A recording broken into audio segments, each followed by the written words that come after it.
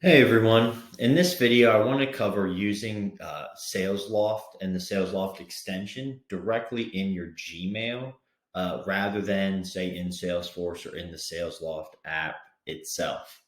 So first off, I do want to say you'll have this banner at the top and you'll have these little sideways chevron arrows that you can collapse in or out. And when you pop them out, you'll have two things or a couple things in there. One is going to be your live feed. This is going to let you know when someone's opened up an email, when they've directly replied to an email, et cetera, et cetera. Click the link per se. Mine obviously is very sparse because I don't interact with clients and therefore I don't track a lot of my stuff in there unless it essentially goes to Graystar. Now, um, the next tab or the one to the left, the one that looks like a person icon, that is going to bring up the person that you've spoken to last. Or is at the top of your inbox in an email. Since I speak to a lot of people that are not in the industry, like I said, I don't have a profile for them or a record in Salesloft. So I'm going to try to see if I can find one with maybe Jessica in here. Probably should have did this first.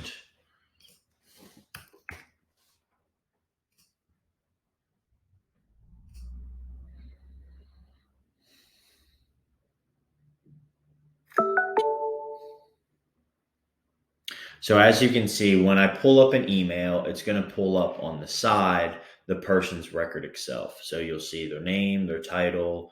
You can go view them in Salesforce. You'll see how many emails have been sent to them, opened, replied, if they're in any cadences, any activity on the email, any tasks that you might have.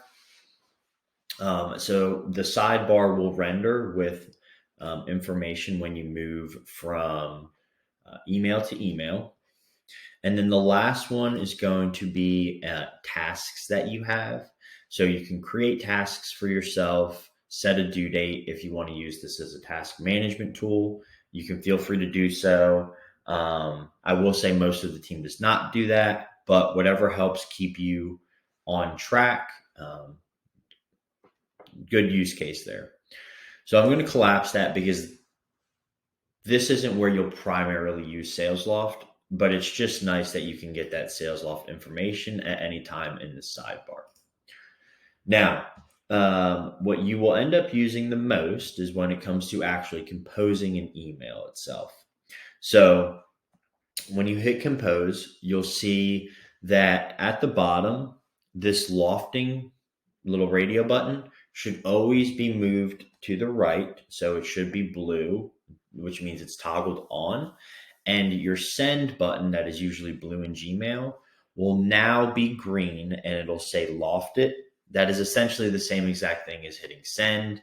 It just changes the vernacular and lets you know that you are, in fact, tracking this in Salesloft. Now, a couple of things to point out here. If you're emailing someone, so I'll pull up Jessica Resnick again as an example.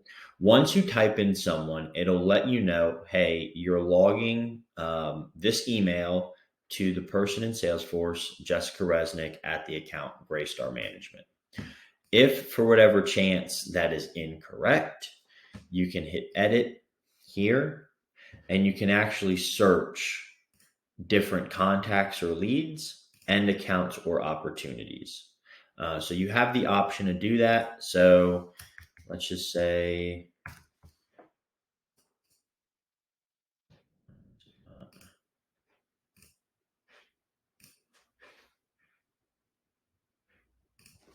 oh, there we go. So these are different opportunities that I can choose to put it under if you need to do so. Directly here from Gmail, so you don't have to get out of Gmail and go into Salesloft or go into Salesforce, et cetera, et cetera. Now, if I take out Jessica and let me use, all right. So if I put someone in here that has a blocked domain name, so we block Gmail from being tracked, it says activity will not be logged to the CRM. So this just banner at the top will let you know if something is being tracked or not, and which record it is being tracked to. So I'm going to go back and I'm going to put Jessica in there. From here, now in the bottom, you have this insert button. So if I click insert, it gives me the option to choose availability, templates, or snippets. So availability is going to be your own calendar times. So if Jessica wanted to meet or I wanted to shoot her over some times to try to get her to book a meeting, I can click availability and it's going to pop up this screen for me, and it's going to show my calendar and that default meeting information that we talked about in the back end user settings. And here I can choose, say I want to meet at this time, or this time. Looking into next week, say maybe this option and this option. I could give her those options, and then when she clicks on that meeting time, it'll automatically book that meeting for us. And though these defaults on the left are set to whatever you have in Salesloft, you can always change it. So if I wanted to say, hey, this should actually be a 45-minute conversation, I can click that and it will expand the meeting time to 45 minutes. You can also manually override the title if you would like, put in a description, add other attendees via their email address. So let's just say this is what I wanted to send, 45-minute options. If I click insert times, you will then see a really nice header where it'll give the title of the meeting, the time, it'll give the date of the week, the date, and then different options that she can click. So she can just click on that time and it's automatically going to send both of us an email invite.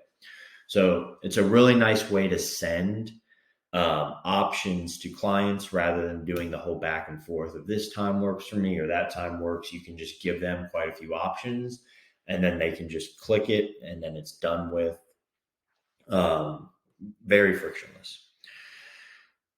Another option next down, we have templates. So you can access any of your templates or the team templates here in Gmail as well. So if I go over to team templates, you can search by the tag or the template name and just say I wanted to use Graystar case studies. I hit insert and then we'll see it put in her name. It put in some links to some case studies and we're pretty much good to go here and ready to hit send. So that's one option there for templates. One thing I do want to point out about templates is it will override everything that is in the email. So if I put in here, hey there, Jessica, good to chat yesterday.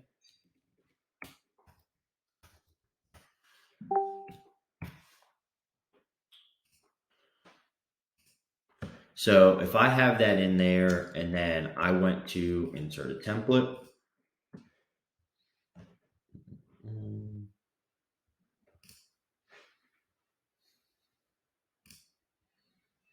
you'll see that it overwrote everything that I put in there and it took it out.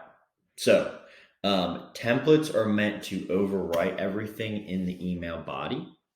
However, if I wanted to put in or insert a snippet, these are supplemental and in addition to anything that is already in your email body. So if I went in here and I put in a template or I typed out anything, I'm just going to put a template in so I don't have to type out a bunch of stuff.